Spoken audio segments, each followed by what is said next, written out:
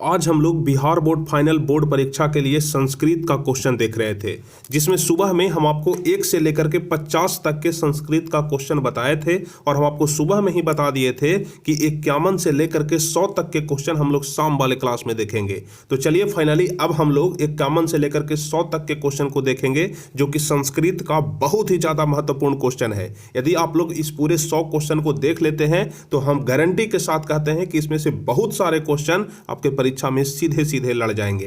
तो यदि आप लोग चाहते हैं कि परीक्षा में हमसे एक भी क्वेश्चन न छूटे, तो इसके लिए आप सभी स्टूडेंट इस वीडियो के साथ, इस चैनल के साथ हमेशा जुड़े रहिएगा। और यदि अभी तक आप लोग वीडियो को लाइक नहीं किए हैं तो वीडियो को लाइक कर लीजिए। अगर अभी तक आप लोग चैनल को सब्सक्राइब नहीं किए हैं तो चैनल को भी सब्सक्राइब कर लीजिए, ताकि आगे के भी हर एक वीडियो का नोटिफिकेशन आपको मिल सके। तो चलिए बिना समय गवाए हम शुरू करते हैं और सबसे पहले हम 51 नंबर क्वेश्चन की तरफ बढ़ते हैं। तो यहाँ पर 50वां नंबर क्वेश्चन हम आपको बता दिए थे। अब 51 नंबर क्वेश्चन कह रहा है कि नेस्यति किस लकार का रूप है। यदि आप लोग क्वेश्चन का आंसर जानते हैं तो नीचे कमेंट में फटाफट से आप लोग बताते चलिए कि नेस्यति किस लकार का रूप है। जैसे ही हम प्रश्न पढ़ेंगे आपको आंसर बता देना है, क्योंकि बहुत ही ज्यादा महत्वपूर्ण प्रश्न है। चलिए जल्दी से बताइए 51 नंबर क्वेश्चन कौन सा जवाब सही होगा।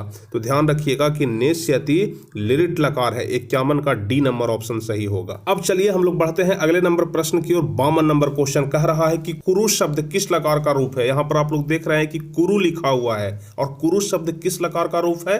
तो 52 का सही जवाब हो जाएगा लोट लकार। ध्यान रखिएगा 52 का सी नंबर ऑप्शन सही जवाब होगा। चलिए अगला नंबर क्वेश्चन कह रहा है कि पित्रा किस विभक्ति का रूप है। बताइए जल्दी से, जो पित्रा शब्द है यह किस विभक्ति का रूप है।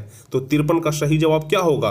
तो ध्यान रखिएगा कि तृतीया विभक्ति है। जो पित्रा शब्द है वह तृतीया विभक्ति है।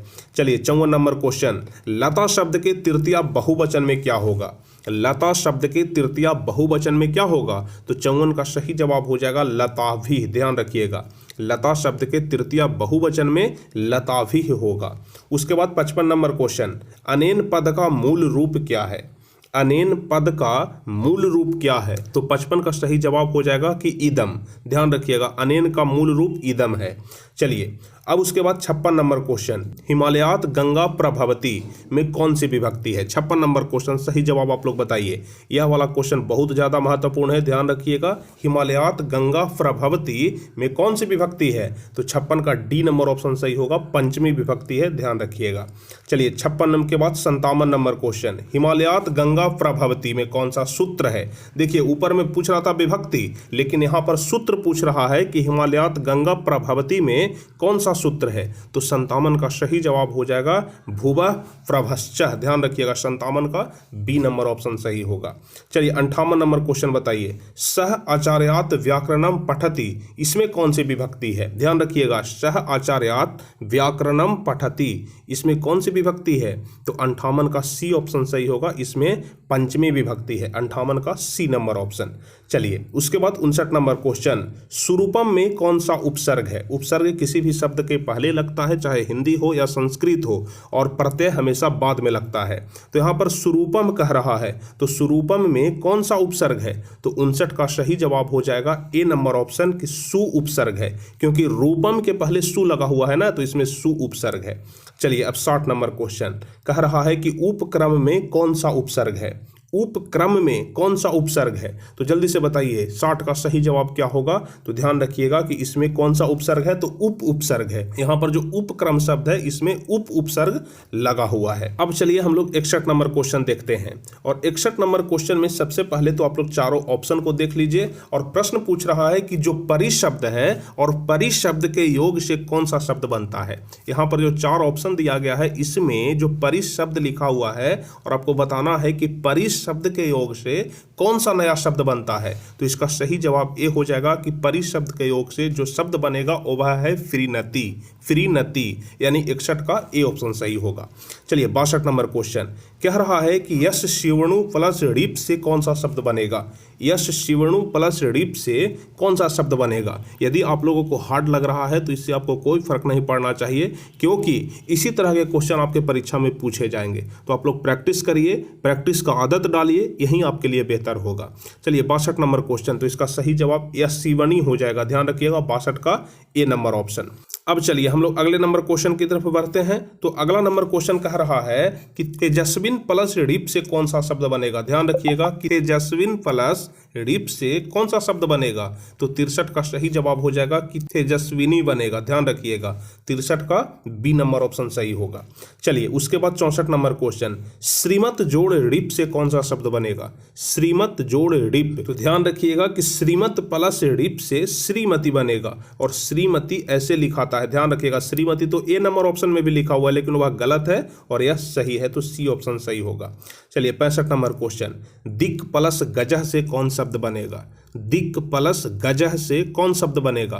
तो 65 का सही जवाब हो जाएगा दिग्गजह, ध्यान रखिएगा दिग्गजह, दिक प्लस गजह से दिग्गज बनेगा, यहाँ पर जा अंत में छूट गया है तो दिग्गजह बन जाएगा।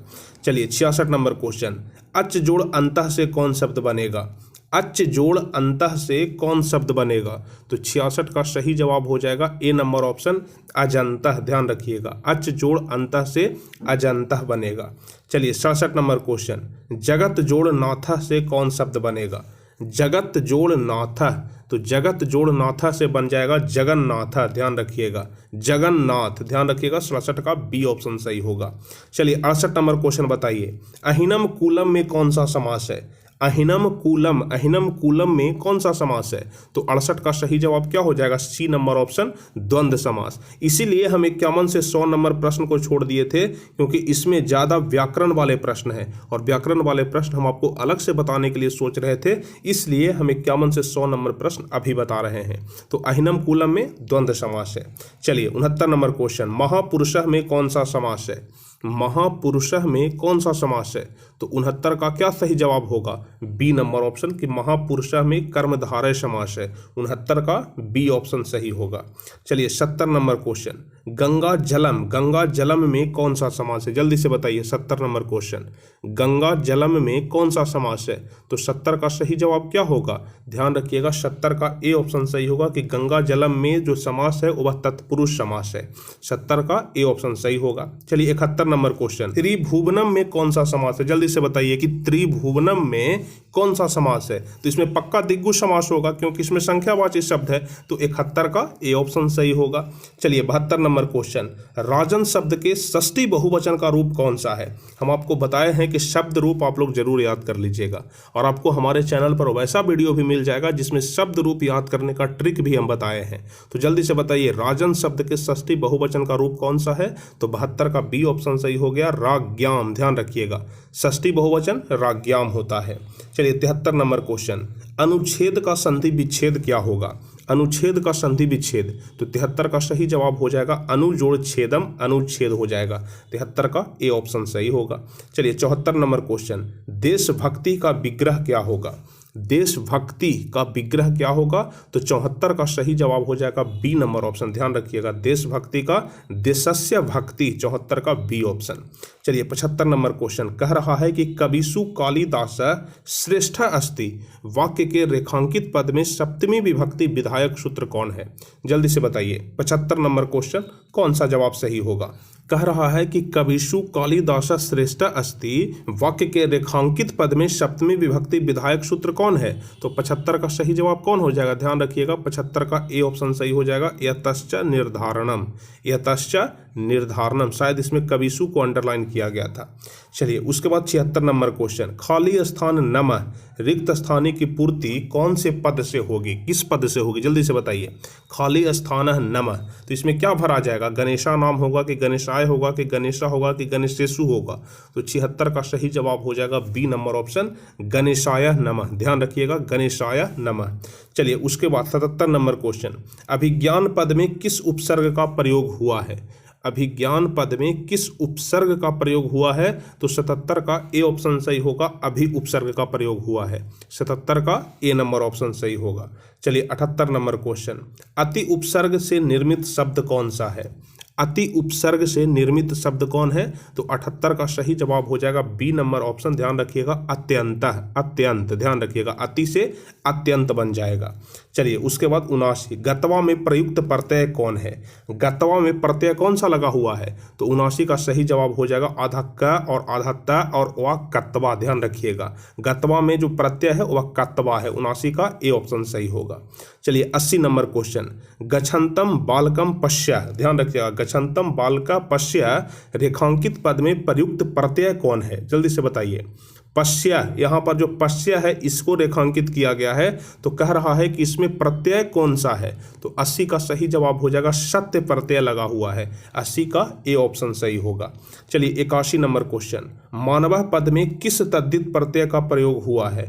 मानवः पद में किस तद्धित प्रत्यय का प्रयोग हुआ है, तो 81 का ए ऑप्शन सही होगा अन्न। ध्यान रखिएगा 81 का ए नंबर ऑप्शन सही होगा। चलिए 82 नंबर क्वेश्चन, गुरुवः प्रश्ननम पृच्छन्ति। गुरुवः प्रश्ननम पृच्छन्ति रेखांकित पद में कौन सी विभक्ति है। 82 का सही जवाब हो जाएगा ए नंबर ऑप्शन। ध्यान रखिएगा प्रथमा विभक्ति। ठीक है, गुरुवः प्रश्ननम पृच्छन्ति में कौन सी विभक्ति है, तो प्रथमा विभक्ति है। चलिए 83 नंबर क्वेश्चन, राज्ञी किस विभक्ति का रूप है। राज्ञी किस विभक्ति का रूप है, तो 83 का सही जवाब हो जाएगा बी नंबर ऑप्शन, सप्तमी विभक्ति का रूप है, सप्तमी विभक्ति। ध्यान रखिएगा। चलिए उसके बाद 84 नंबर क्वेश्चन बताइए, अस्मद सर्वनाम शब्द का षष्ठी विभक्ति कौन है। अस्मद सर्वनाम शब्द का षष्ठी विभक्ति, अहम शब्द का रूप आप लोग याद किए हैं ना, अहम अवाम वयम मम अवाम आसमान, ये वाला। तो जल्दी से बताइए 84 नंबर क्वेश्चन कौन सा जवाब सही होगा, तो 84 का ए नंबर ऑप्शन सही हो जाएगा, षष्ठी विभक्ति अस्माकम हो जाएगा। चलिए अब 85 नंबर क्वेश्चन कह रहा है कि नदीसु गंगा पवित्रतमा अस्ति। नदियों में गंगा सबसे ज्यादा पवित्र है। वाक्य में रेखांकित पद में कौन सी विभक्ति है। रेखांकित पद यानी कि यहाँ पर नदीसु हो जाएगा। 85 में रेखांकित पद कौन सा है, इसमें आप लोग ध्यान रखिएगा कि नदीसु को यहाँ पर अंडरलाइन किया गया है। तो कह रहा है कि रेखांकित पद में कौन सी विभक्ति है, यानी कि नदीसु में कौन सी विभक्ति है, तो 85 का बी ऑप्शन सही हो जाएगा कि सप्तमी विभक्ति है। अब चलिए 86 नंबर क्वेश्चन देखते हैं, भवामी किस धातु का रूप है, जल्दी से बताइए। भवामी किस धातु का रूप है, तो 86 का सही जवाब हो जाएगा कि भू धातु का रूप है। बहुत ही ज्यादा आसान प्रश्न है कि भवामी भू धातु का रूप है।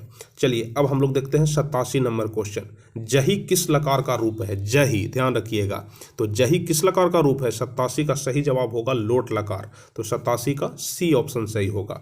चलिए 88 नंबर क्वेश्चन, सह व्याघ्रात बिभेति रेखांकित पद में किस लकार का प्रयोग हुआ है, और यहाँ पर रेखांकित किया गया है विभेति को। ध्यान रखिएगा, तो सह व्याघ्रात विभेति रेखांकित पद में किस लकार का प्रयोग हुआ है, तो 88 का सही जवाब क्या हो जाएगा, तो ध्यान रखिएगा 88 का बी ऑप्शन सही होगा, लट लकार का प्रयोग हुआ है, 88 का बी नंबर ऑप्शन।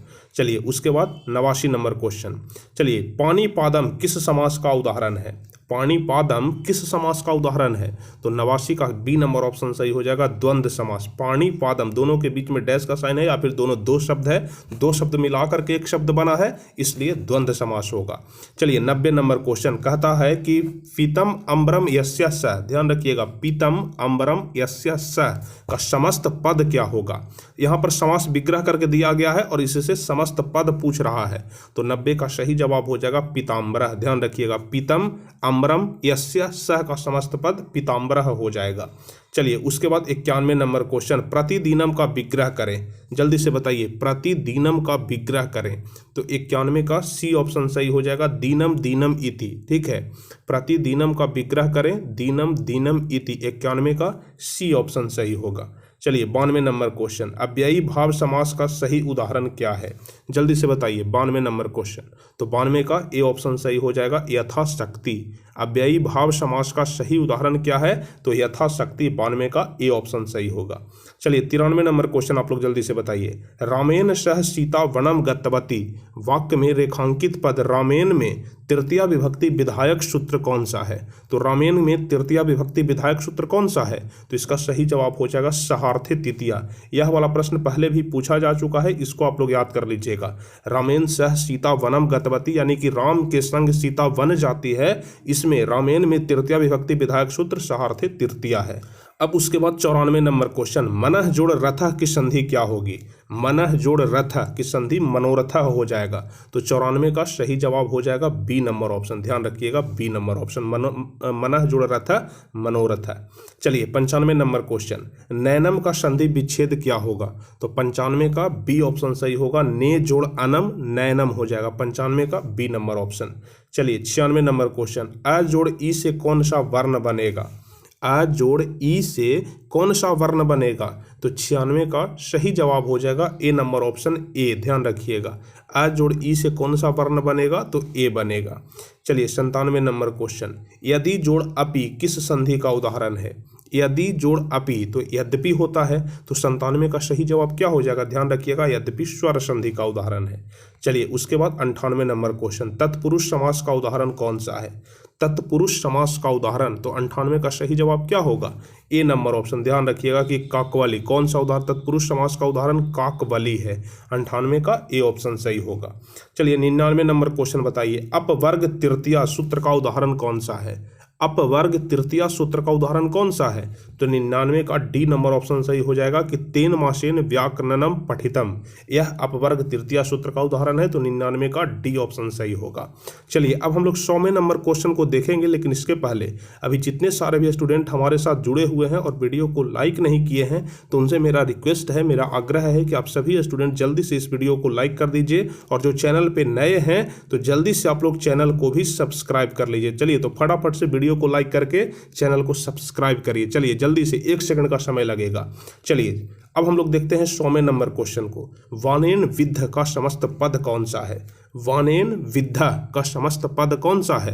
तो 100 का सही जवाब हो जाएगा सी नंबर ऑप्शन, वान विद्धम। ध्यान रखिएगा वानेन विद्ध का समस्त पद वान विद्धम हो जाएगा। तो 100 का सी नंबर ऑप्शन सही जवाब होगा। तो कुल मिलाकर के हम आपको संस्कृत में 100 क्वेश्चन बताए, जिसमें हम आपको 50 क्वेश्चन सुबह वाले क्लास में और 50 क्वेश्चन अभी हम आपको कंप्लीट करा दिए। तो मुख्य रूप से यह जितने सारे भी क्वेश्चन हैं इसको आप लोग जरूर याद कर लीजिएगा, क्योंकि सभी क्वेश्चन बहुत ही ज़्यादा महत्वपूर्ण है। इसमें से बहुत सारे क्वेश्चन सीधे सीधे आपके परीक्षा में टकराएंगे। तो उम्मीद करते हैं कि हमारी बातों के कहे अनुसार आप लोग जरूर इसे याद कर लीजिएगा। तो चलिए इसी के साथ आज का यह क्लास हम समाप्त करेंगे। तो जो भी स्टूडेंट अभी तक वीडियो को लाइक नहीं किए हैं तो लाइक कर दीजिएगा, जो स्टूडेंट शेयर नहीं किए हैं शेयर कर दीजिएगा, जो चैनल पर नए हैं तो चैनल को सब्सक्राइब कर दीजिएगा, ताकि आगे के भी हर एक वीडियो का नोटिफिकेशन आपको मिल सके। तो चलिए फिर मिलते हैं अगले क्लास में इसी प्रकार के कुछ महत्वपूर्ण सब्जेक्ट के साथ, महत्वपूर्ण वीडियो के साथ, जो आपके बोर्ड एग्जाम के लिए बहुत ही ज़्यादा महत्वपूर्ण होगा। तो चलिए तब तक के लिए जय हिंद, धन्यवाद।